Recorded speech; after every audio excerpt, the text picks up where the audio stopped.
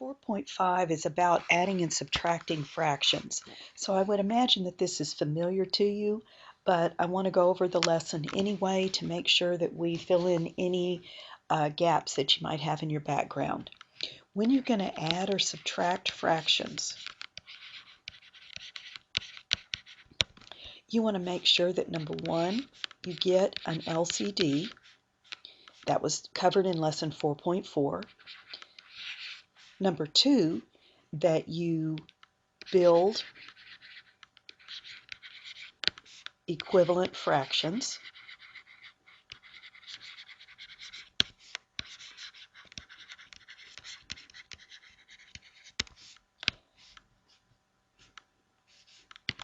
That also was covered in 4.4.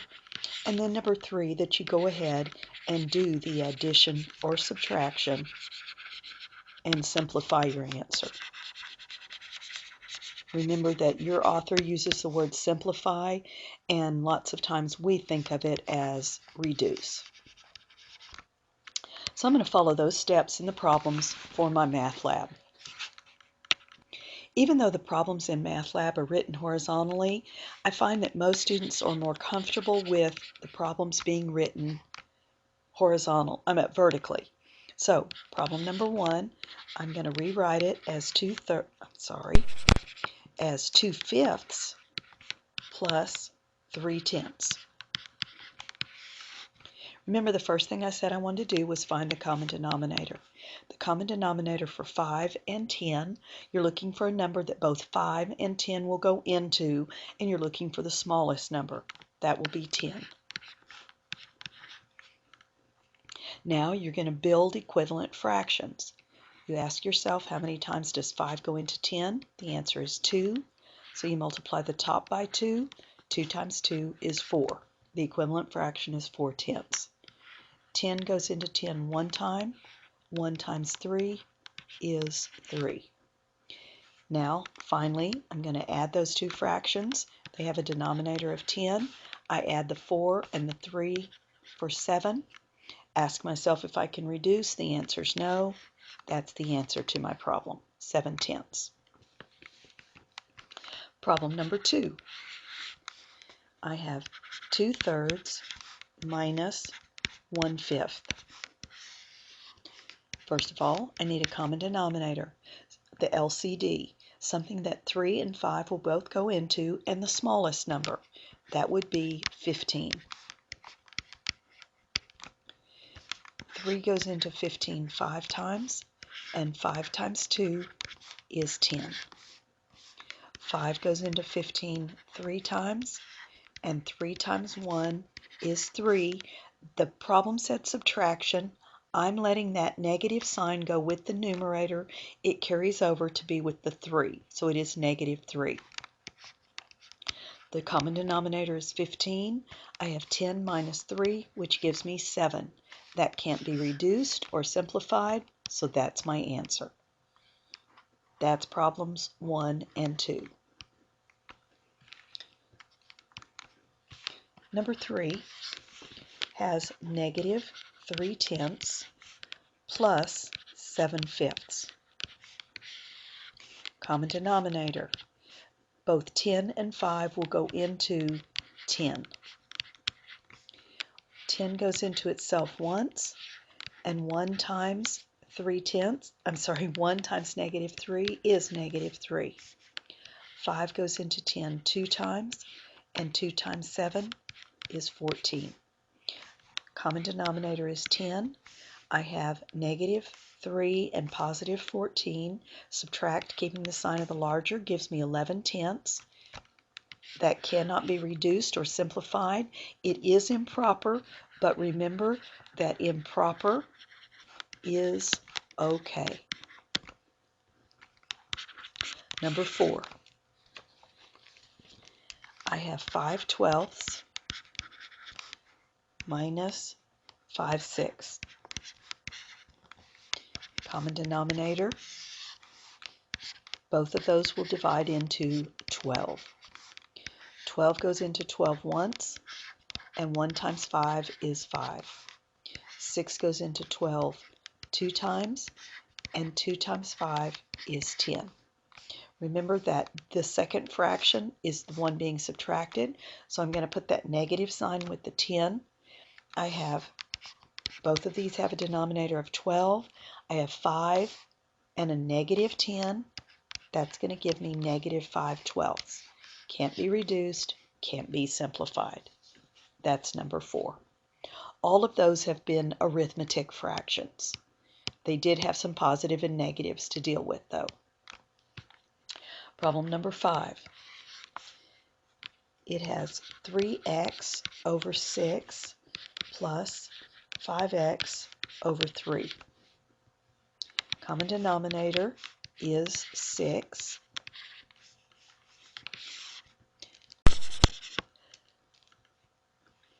Six goes into itself once, and 1 times 3x is 3x. 3 goes into 6 2 times, and 2 times 5x is 10x. Keep the denominator of 6. 3x plus 10x is 13x.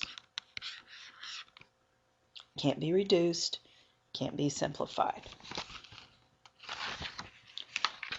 Problem number 6. I have 4 minus y over 9. So this problem has a couple of things for us to look at. First of all, the whole value 4. I'm going to erase that 4, and I'm going to call it 4 over 1. Common denominator for 1 and 9 is 9. 1 goes into 9 9 times, and 9 times 4 is 36. 9 goes into 9 once. 1 times that negative y stays negative y. Now, you need to be very careful on this problem. The common denominator is 9. I have 36 minus y. Those are not like terms, which means they cannot truly be subtracted. All I can do is write down 36 minus y. Don't try to reduce the fractions that look like this. You may think something is reducible, but these problems are designed so that those where you had unlike terms and you could not combine, they cannot be reduced. So please don't try to. You'll make a mistake, most probably, and get it wrong. Number 7. We have negative 8 plus 3/8. Once again, I'm going to start out by putting the negative 8 over 1. The common denominator is 8. 1 goes into 8 8 times, and 8 times negative 8 is negative 64. 8 goes into 8 one time, and 1 times 3 is 3. I have a negative 64 and a positive 3. They're both over 8. That's going to give me negative 61. Cannot be reduced, cannot be simplified. Problem number 8. I have 4x over 5 plus 2x over 3. Common denominator is 15. 5 goes into 15 3 times, and 3 times 4x is 12x. Make sure you don't lose the x. 3 goes into 15 5 times, and 5 times 2x is 10x. Those are like terms because they both have x's, so I can combine them. They're both positive, so I'm going to get 22x over 15. No reducing.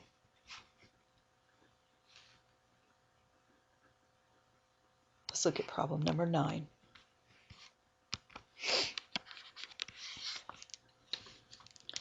It has 3y over 4 minus 1/8. The common denominator is 8. 4 goes into 8 2 times, and 2 times 3y is 6y. 8 goes into 8 once, and 1 times 1 stays 1, and the negative sign carries over. Once again, These are not like terms. Remember, like terms they are either both constants or they have the same variable, and these are not. So I'll keep the 8, and I have 6y minus 1, and I just have to leave that. Watch out for problems like that.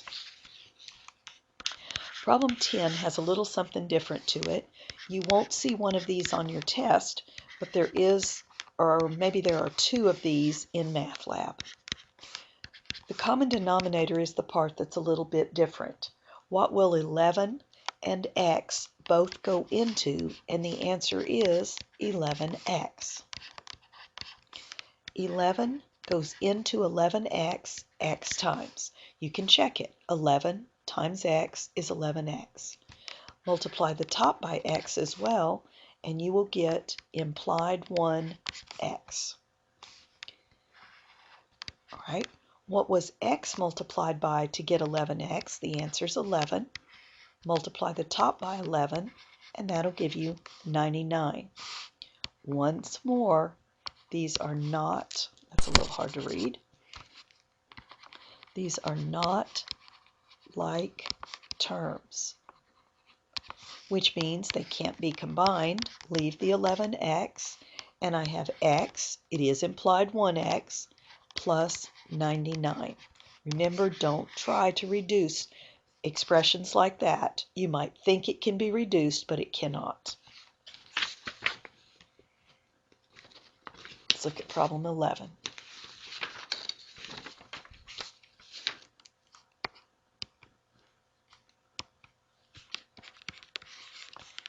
I have 13y over 40 minus 7/8. The common denominator is 40. Both 40 and 8 will go into 40. 40 goes into itself one time, and 1 times 13y is 13y. The next one, 8 goes into 40 5 times. 5 times, I'm going to treat that as a negative 7, is negative 35. So what looked like a subtraction sign, I'm allowing to stay with the numerator. Common denominator is 40, not like terms, so I have 13y minus 35. Once again, don't try to reduce.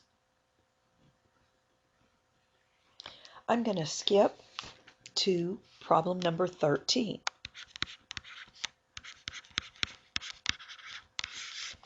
Number 13 is a little bit different. You're not adding or subtracting. It has 1/2, and it wants us to compare it to 11/15. Now, there really are 2 ways that you could do this problem. The author of your book thinks that you're going to get a common denominator. She takes the 1/2 and the 11/15 and says, what's the common denominator? The answer is 30. She builds the new tops. 2 goes into 30 15 times, and 15 times 1 is 15. 15 goes into 30 2 times, and 2 times 11 is 22. Now that they have a common denominator, you can compare. 15/30 is going to be less than 22/30. And that is the way that the author of the book thinks that you will do that problem. I'm going to do it again and show you a shortcut. Suppose I have this 1/2 and 11/15. You can look at cross products, but you need to do them in this order. Bottom times top, and write the product up here. 2 times 11 is 22. Do the other cross product. 11 times 1, and write the product is, I'm sorry, I said that wrong. 15 times 1 is 15. Now, compare these 2 numbers and put the correct inequality symbol, which is still a less than. So you can look at cross products to do comparisons. The last 2 problems should be somewhat familiar to you. You've seen these in previous lessons. Number 14 asks you to evaluate x plus y, and you are given that x is 3/4 and y is 1/2. So first you're going to substitute these fractions, 3/4 plus 1/2. You're welcome to, if you'd like, go ahead and write this as 3/4 plus 1/2. So you've written the problem differently. It's an addition problem, so I need a common denominator. It will be 4. 4 goes into itself once, and 1 times 3 is 3. 2 goes into 4 2 times. 1 times 2 is 2. Add those up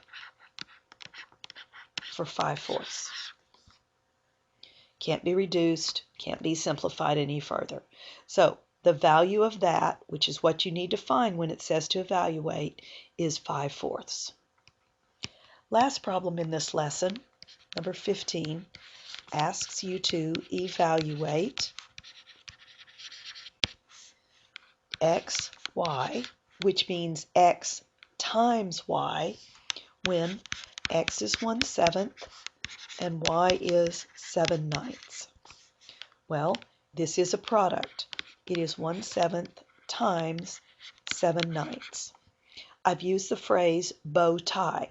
You're going to look in the directions that make up a bow tie to see if there's any reducing you can do. There is. 7 goes into itself once. 7 goes into itself once. That leaves you with 1 times 1 is 1, and 1 times 9 is 9. Whoops. That gives us 1/9. That concludes lesson 4.5, and I hope that was helpful in adding and subtracting fractions, having to get a common denominator.